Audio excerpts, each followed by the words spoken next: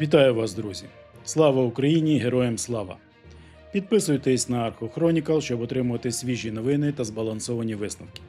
Залишайте коментарі та вподобайки, розповсюджуйте посилання на відео в соціальних мережах. Перемовини в Берліні розпочалися. Сьогодні перший день. На тлі переговорів щодо України в Берліні Нідерланди наполягають на участі Європи в мирних переговорах з Росією під керівництвом США.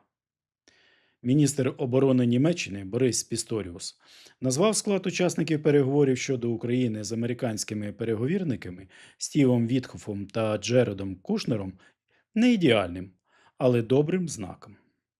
Канцлер Фрідріх Мерц вийшов з переговорів у відомстві канцлера після короткого привітання. Президент України Володимир Зеленський залишив відомство канцлера Німеччини після 5 годин перемовин. Делегація США позитивно оцінила переговори в Берліні щодо припинення вогню між Україною та Росією. Зусилля щодо посередництва у можливому припиненні вогню між Україною та Росією продовжуються завтра, у понеділок в Берліні. Практично це все, що треба знати на цей момент. Решта туман і здогадки. Але є факти, які неможливо обійти увагою. Як стало відомо напередодні переговорів, Зеленський прагне гарантій безпеки від США та європейців замість членства в НАТО. Президент України Володимир Зеленський відмовився від амбіцій щодо членства в НАТО незадовго до запланованих переговорів з представниками США в Берліні. Гарантії безпеки з боку США, а також європейських та інших партнерів замість членства в НАТО є компромісом, заявив Зеленський у неділю в чаті WhatsApp у відповідь на запитання журналістів. З самого початку Україна хотіла вступити до НАТО, бо це справжні гарантії безпеки, сказав президент. Деякі партнери із США та Європи не підтримували цей шлях. Однак двосторонні гарантії безпеки – це спосіб запобігти черговому російському вторгненню, наголосив Зеленський.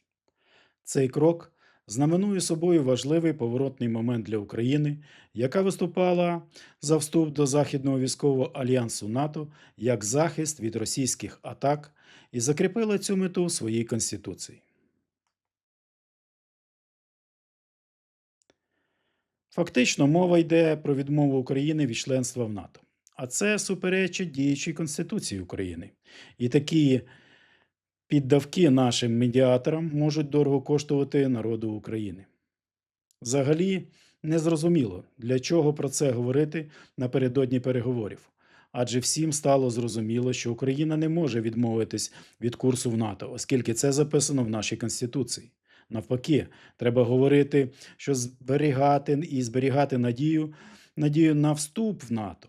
Але нам потрібні безпекові гарантії від наших партнерів. Причому стаття 5 статуту НАТО – це не про безпеку. Зміст 5 статті полягає в тому, що країни Альянсу зберіться на консультації для узгодження своїх дій.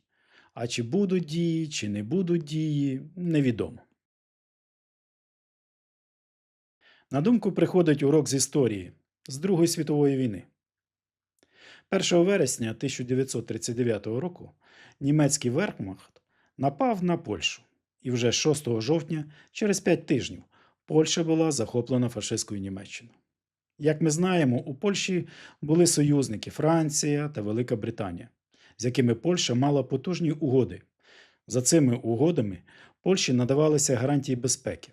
Франція та Велика Британія зобов'язувалися у разі нападу Німеччини на Польщу оголосити війну агресору та вступити в війну. Так і було зроблено. Франція та Велика Британія, виконуючи союзницькі обов'язки, оголосили фашистській Німеччині війну. Але армії цих держав нікуди не пішли. Лунали запевнення в допомозі, союзники розпочали шумні приготування, але армії нікуди не рухались.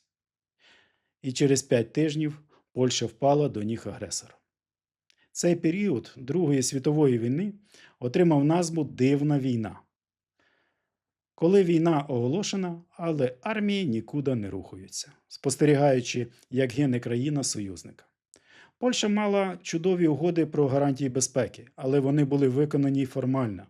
Війна була оголошена, Франція і Велика Британія вступили у війну на стороні Польщі, але їх армії залишилися в казармах і нікуди не пішли. Тому будь-які гарантії безпеки поза НАТО є даремним сподіванням і самообманом.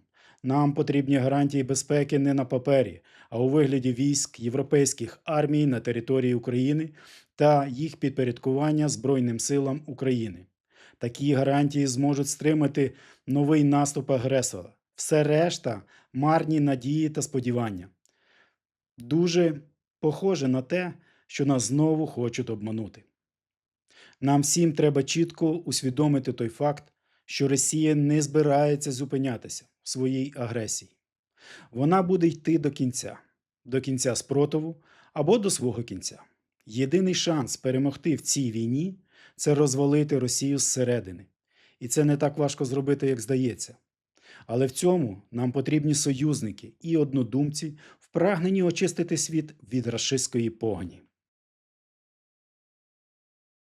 Підписуйтесь на Archu Chronicle, залишайте коментарі та вподобайки. Розповсюджуйте посилання на відео в соціальних мережах. До нових зустрічей! З вами був Віталій Архов.